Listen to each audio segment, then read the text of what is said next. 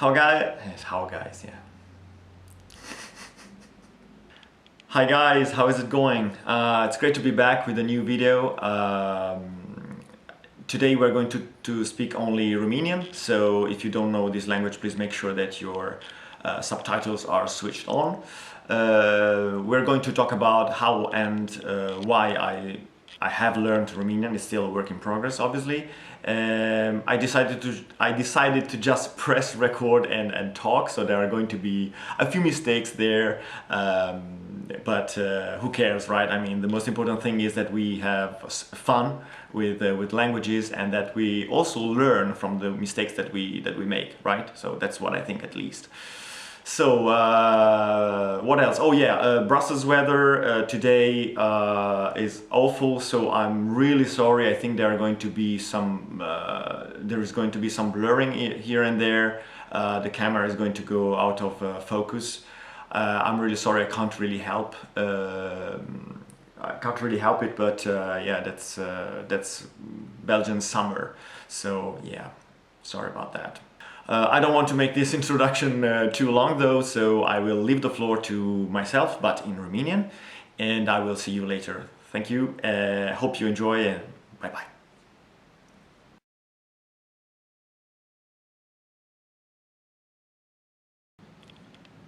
Bună tuturor, bine ați venit! Mă bucur că astăzi am posibilitatea să fac videoclipul acesta, pentru că am avut de gând să fac un videoclip complet în română de mult timp, dar în sfârșit astăzi am posibilitatea să-l fac și sunt foarte fericit. Deci, astăzi aș dori să vă povestesc de ce și cum am învățat limba română până acum, pentru că încă n-am terminat. Aș vrea și să văd dacă nivelul meu s-a îmbunătățit în comparație cu anul trecut, pentru că știu că am deja vorbit română în primul meu video pe care l-am făcut în multe limbi, dar cred că am vorbit doar 2 minute limba română și nivelul meu a fost încă prea prost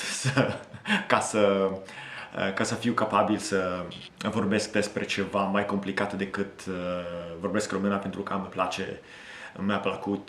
mi-a plăcut când eram în România și așa mai departe. Deci astăzi aș dori să vorbesc despre de ce și cum am învățat limba asta. Deci, da, de ce am început să învăț română? Într-adevăr, am fost în România în total de 3 ori, dar primele 2 ori n-am vorbit română, n-am vorbit nici măcar un cuvânt. Și m-am dus acolo să vizitez niște prieteni sau niște colegi și am fost cu persoane care învățau română sau vorbeau deja limba și am ascultat. Am stat acolo, am stat cu ei, am ascultat limba foarte, foarte bine și sonetul său a început să-mi placă foarte mult. Și când m-am întors acasă, am luat decizia să încep și eu să învăț limba asta. Și cred că a fost o decizie foarte bună, pentru că am avut prin limbă posibilitatea să descoper nu doar o limbă foarte interesantă și muzicală, dar și o cultură întreagă foarte interesantă și mai ales să-i cunosc pe oamenii prietenoși, amabili și nu știu, sunt foarte fericit să am luat decizia asta. Dar cum am învățat-o? Într-adevăr, trebuie să spun că a fost un mod destul de simplu, pentru că n-am făcut decât un curs de română aici la Bruxelles și trebuie să spun că n-am făcut aproape nimic în afară de curs, cum am spus deja, cred, în primul meu videoclip. Dar cred că cursul a fost foarte bun. Deci haideți să vedem cărțile pe care le-am folosit în curs. Deci prima carte este asta. Se numește Rumänisch auf den ersten Blick. Este în germană, dar nu contează. Bineînțeles, exercițiile și explicații sunt și în română.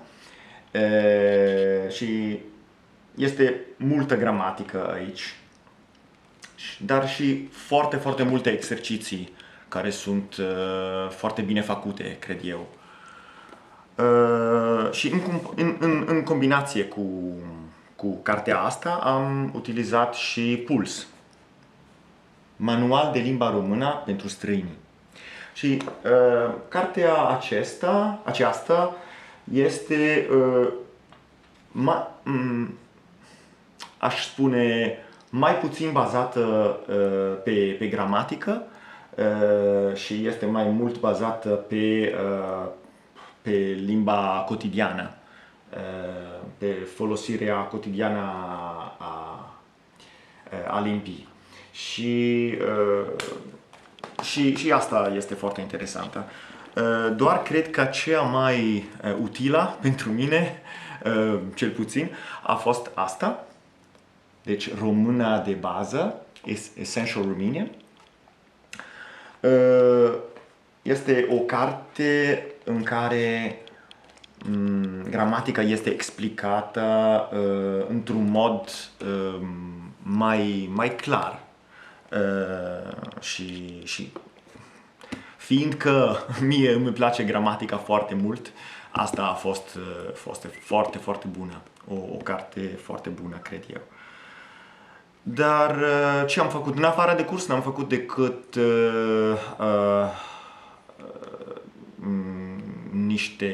câteva lecții de conversație pe iTalki. Și asta a fost util să folosesc limba în mod activ și asta a fost foarte bine. Deci, din punctul de vedere al gramatical, cred că româna este un pic mai grea decât alte limbi latine, spunem așa. Și aspectele cele mai dificile pentru mine au fost, cred, pronumele demonstrative, acesta, această, asta, ăsta și așa mai departe. Cred că încă fac multe greșeli cu pronumele acestea. Sau și folosirea articolului, cred că este un pic mai grea decât în altele limbi pe care le-am studiat până acum. Da. Dar și vocabularul cred că nu este ușor, pentru că există multe cuvinte care au două versiuni, adică o versiune de origine latină și o versiune care este de altă origine, deci cuvintele care vin de culturi și de limbi diferite. Și dacă cineva folosește foarte multe cuvinte așa, este mai greu să înțeleg. Încă un lucru pe care aș vrea să-l zic este că nu pot evita să mă gândesc uneori la care nivel aș fi acum dacă aș fi făcut mai multe eforte, dacă aș fi lucrat mai mult în afara de curs și acasă. Dar în sfârșit sunt foarte, foarte fericit și mulțumit cu nivelul pe care l-am atins acum, pentru că am avut posibilitatea aceasta să descoper o țară interesantă și mai ales